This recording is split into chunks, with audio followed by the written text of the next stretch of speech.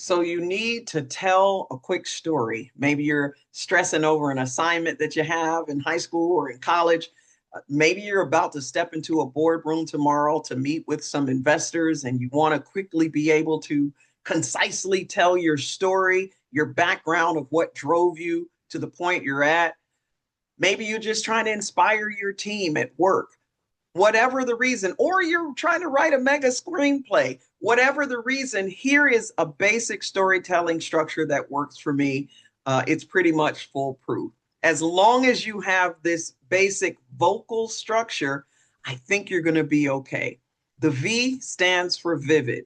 You set your scene. This is your setup, but can you do it in a creative, lively, very easy to imagine type of way? Vivid scenes with vivid verbs and adjectives use that word power to begin your story. The O stands for obstacle. That's the tension, the conflict. It helps to build the suspense that pulls your audience member in.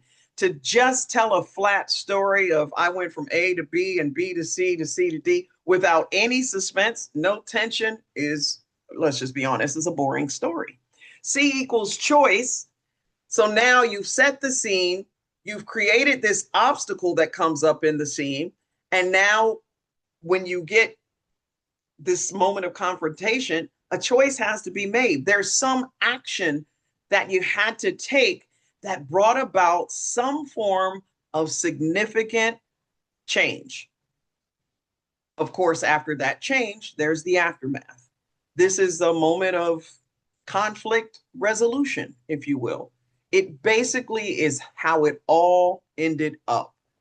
And the last but not least, definitely not least, in fact, I always tell my students, both university students and my adult learners, begin with the end in mind. Good old Stephen Covey, I think, coined that phrase. Your lessons.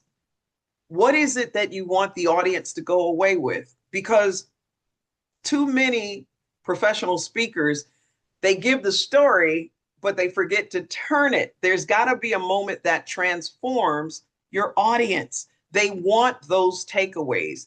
The most selfish people you will ever meet are the people who are sitting in your audience. You think it's about you. The reality is it's only about you long enough to finally transform them with some powerful takeaways and lessons that makes it about them. And then they'll walk away and say, that was a good story. So glad you were vocal with it.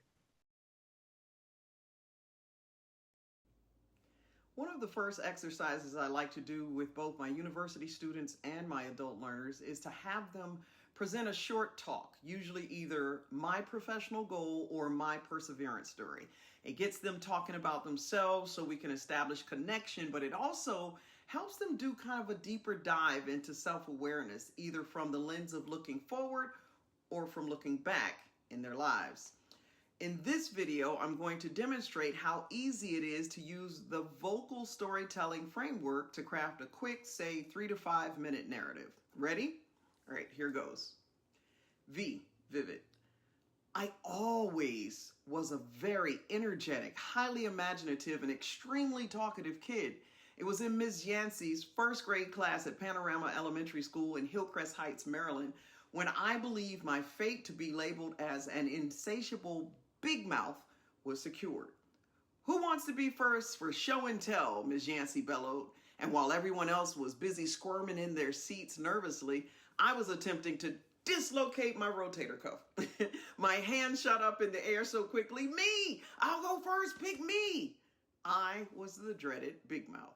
Oh, obstacle. At least 1,000 times in my young adult life, when my mom was particularly annoyed with me, she would tell me, your big mouth's gonna get you into trouble. Boy, was she right in more ways than I ever imagined over the years, quite honestly. As a young girl, the omen began to show up with trips to the principal's office for disrupting class. You know, I was that kid that always was whispering and telling jokes to her classmates during study or quiet time. My report card would always have A's, but then there was a teacher's comment. Vera is a bright student, but would be far more productive if she could learn to stop talking so much in class. I didn't want to be chatty Cathy. I hated getting in trouble or feeling like I was an annoyance or even a disappointment. I felt like something was wrong with me. But I also believed on a deeper level, running my mouth was everything good, talented, authentic, and right about me. Being such an expressive kid was something I didn't know how to control, but I did try.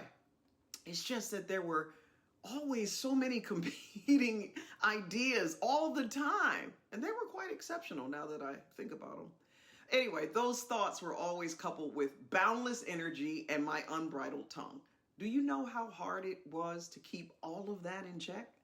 I yearned daily for greater self-expression, all the while chastising myself for feeling that way. Talk about confusion and insecurity. C, choice. Choosing to play sports at a young age helped me with my energizer bunny rabbit nature, but channeling my charismatic tongue didn't get resolved until college when I decided to major in broadcast journalism. I began to truly feel gift of gab freedom working at the college radio station at Syracuse University. Suddenly my voice had a platform and it had a purpose. A, aftermath. That choice launched a 30-plus year award-winning career for me as a radio and television broadcaster with stops like ESPN and the Big Ten Network along the way. And over the past 2 decades, I also added motivational speaker, public speaking, professor, and founder of the Perseverance Speakers Academy to my mouth-running resume. L, lessons. There are 3 things I'd like you to learn from my journey of loquaciousness. Look it up if you don't know it. Number 1, regardless of the degree of your gift of gab, find your voice and stay true to who you are. There is purpose in your authenticity. Number 2, if you do think over-communicating and boundless energy are a problem for you, be mindful of this little mental wellness nugget. Being impulsively chatty is a possible sign of attention deficit hyperactivity disorder, ADHD. We didn't even know that existed when I was in Ms. Yancey's first grade class. If we did, I'm sure I would have shown and told it. I discovered there is about 6% of the U.S. population with a current ADHD diagnosis, adults.